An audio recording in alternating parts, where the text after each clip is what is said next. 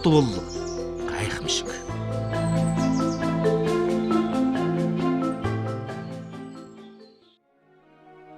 Бид юу хийж чадах вэ?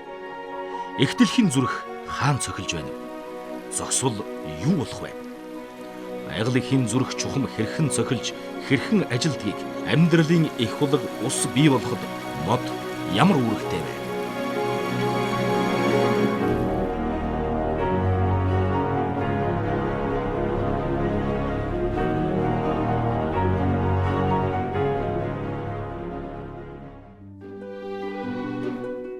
Био ертөнцийн холбоос.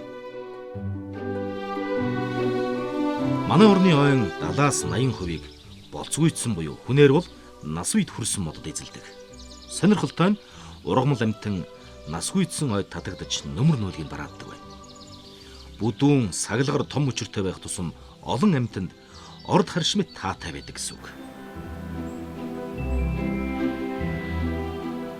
Харин ийм чухал үүргээ гүйцэтгэхийн тулд багаар бодоход 200 жил зарцуулдаг бөгөөд Монголын мод дулаан орныхоос ургалтаараа эрс ялгаатай. Учир нь зуны 3 сарын хугацаанд л хахир өвөл, хаврын хавсраг, намрын сэрүүнд тэсэж үлдэх эрчим хүч ус дулаанаа өөртөө хоримтлуулдаг юм.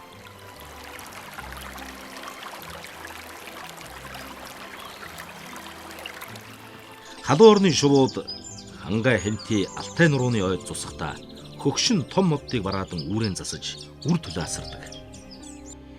Дэлхийд хамгийн өндөр тооцогдох ноён ориглуудтай Хямлайн улсыг давж энтхэг Африкт өвлждөг хар өрөв тас шувуу Монгол орны ойн насан турсан том модод дээр тухалж өндгөөн дарж дэгдээ хийгээ бөөцөлнө. Шувууд ингэж тухалсныхаа төлбөрт бусад залуу моддыг хөнөөлж авчаас хамгаалах үүрэг хүлээдэг. Харин мод ургамал хариуд нь нарны гэрлээс бичил биетүүдэд хамгаалсан холбоо шүтэлцээнд оршдог.